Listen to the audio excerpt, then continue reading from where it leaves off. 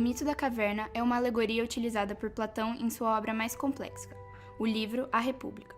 O conhecimento dessa alegoria é necessário para que você possa entender melhor o tema trabalhado nesse documentário, a interpretação da obra A Caverna, um livro que fundamenta-se na ideia passada pelo mito da caverna, narrado a seguir.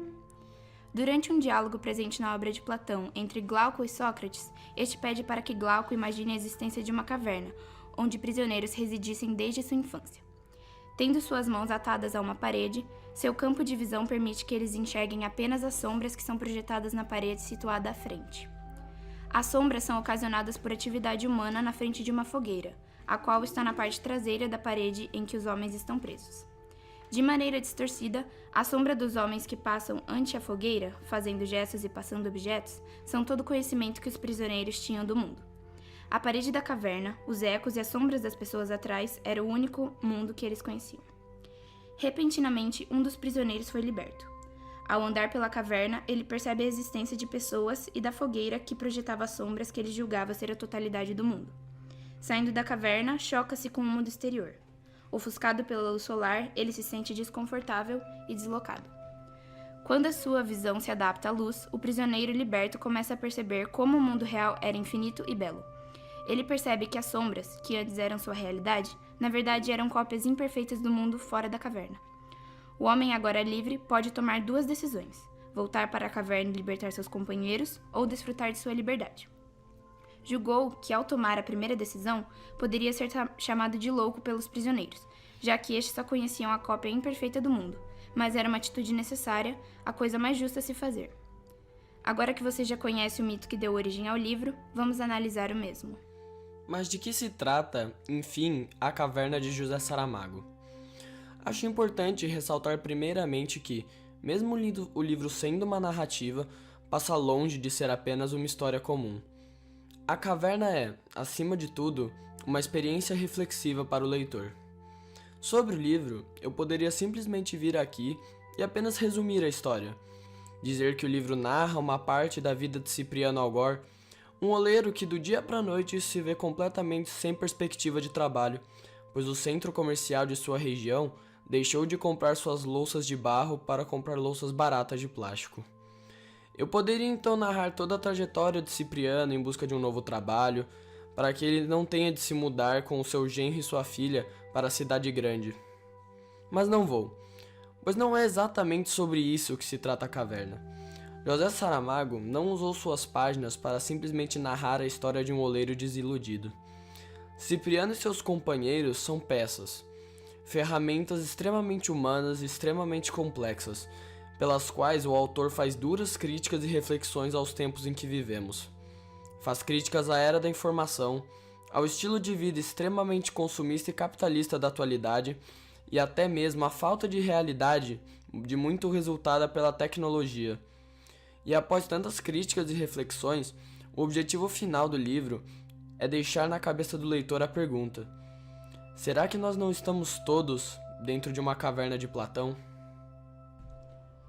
José de Souza Saramago foi um autor e escritor português que nasceu no dia 16 de novembro de 1922, de Nhazinhaga, Portugal.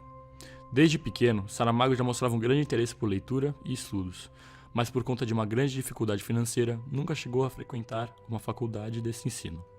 Se formou como serralheiro mecânico em uma escola mecânica de Portugal mesmo. Durante sua vida, Saramago recebeu muitos prêmios, mas tendo como principais o Nobel em 1998 e o Prêmio Camões em 1995. José faleceu em 18 de junho de 2010 em Las Palmas, Espanha, vítima de uma leucemia crônica. Qual pote você prefere? Eu prefiro esse aqui, o de barro. Qual pote você prefere entre os dois? O de barro. Qual pote você prefere entre os dois? Esse. Qual pote você prefere? Acho que esse aqui. Edmilson Alves, 49. É verdade, eu sou Edmilson. Mas o Mustafa também, vai rola também, né? Bom, eu escolheria esse daqui, ó.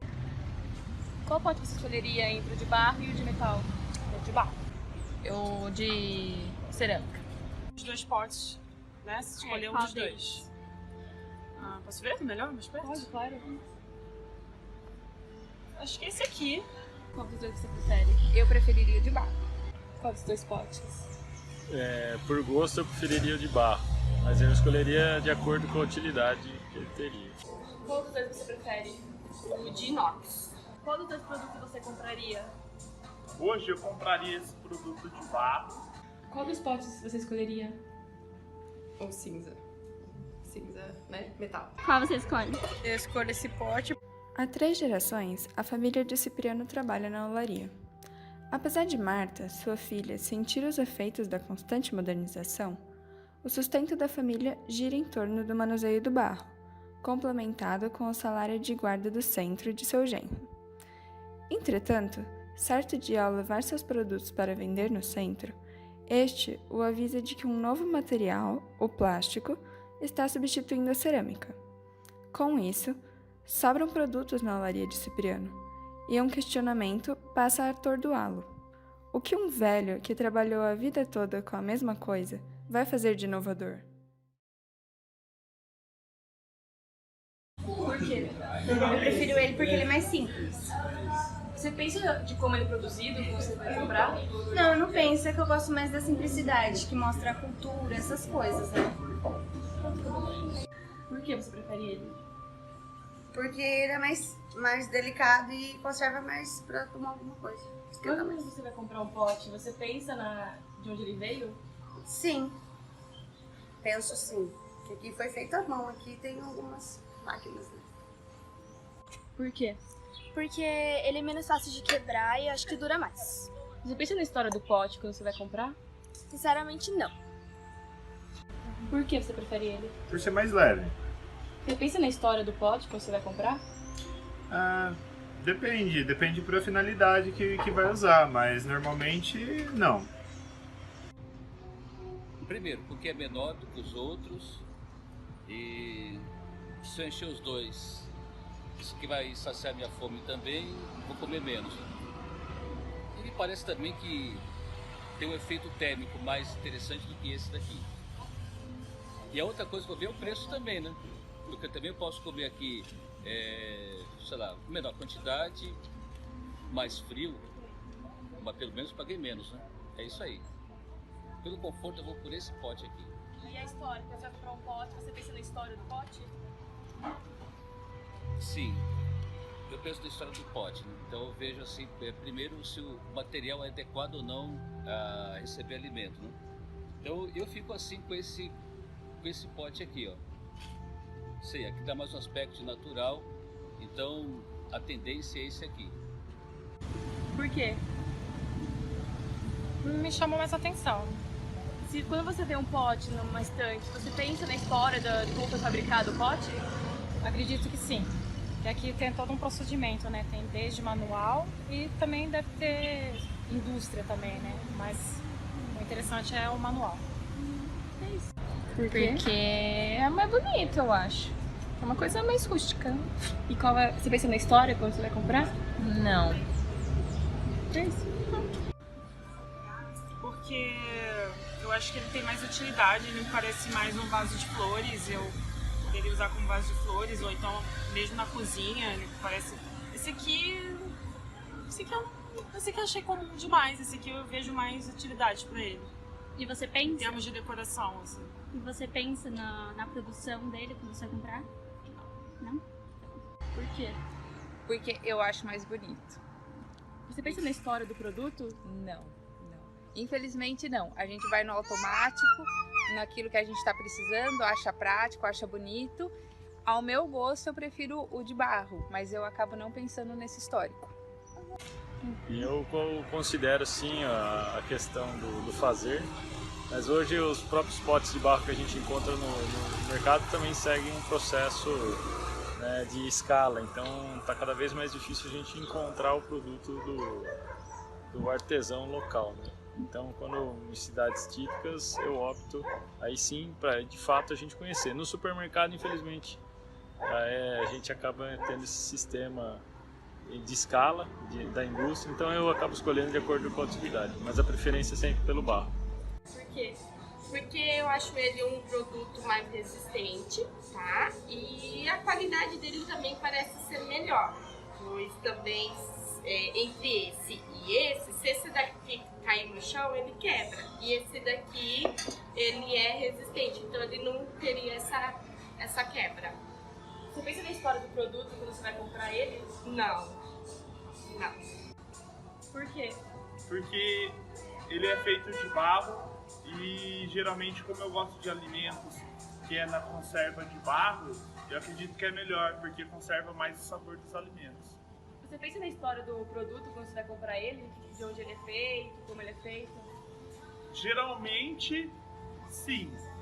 Mas nesse caso aqui, eu daria mais valor nesse produto mesmo, pela qualidade do produto e também pela qualidade do alimento que vai ser feito nele. Não, eu não penso se é fabricado à mão ou feito pela indústria. Por que você escolheria ele? Não sei, porque eu achei mais moderno. Você pensa de como ele foi produzido quando você vai comprar um produto no mercado? Não, acho que eu nunca parei pra pensar direito. Exatamente, assim, depende pra quê. Mas nessa sua pergunta, não. A partir das entrevistas, é possível tirar algumas conclusões fazendo análise dos dados coletados. No que se refere à preferência dos entrevistados, a maioria, ou melhor, 62% optou pelo pote de barro, tendo o pote de inox apenas 38% de adesão. Porém, ao se levar em conta a idade dos entrevistados, percebemos que a maioria dos mais jovens, pessoas com menos de 25 anos, optou pelo pote de inox, tendo o pote de barro somente 20% de adesão. Ao mesmo tempo, pode-se perceber que a maioria, ou melhor, 89% dos entrevistados com mais de 25 anos compraria o pote de barro. No que se refere ao motivo pelo qual os entrevistados escolheram seus potes, a maioria fez sua escolha baseada em aspectos estéticos, como rusticidade ou beleza, por exemplo. Ainda assim, muitos também se basearam na resistência dos potes. Quando perguntamos aos entrevistados se eles pensaram na história do pote ao realizar sua escolha, apenas 25%, ou seja, 1/4 deles, respondeu que sim, ainda que, para nenhum deles, esse foi o motivo principal da escolha. Meu nome é Laura Bereiter e eu sou aluna do 2º ano do ensino médio. Com a orientação da professora Juliana Palermo, eu e minha turma desenvolvemos este documentário sobre o livro A Caverna, de José Saramago. Através dessa leitura, apontamos algumas críticas contidas no livro, como o consumo exacerbado presente na sociedade capitalista e o controle direto deste nas escolhas dos indivíduos, por meio da propaganda e do entretenimento. O excesso de informação veiculado pelas mídias se torna maçante, dificultando a seleção de notícias que permitem a compreensão da sociedade em que estamos inseridos. A questão dos potes, presente na obra, exemplifica como as escolhas de cada indivíduo influenciam no meio.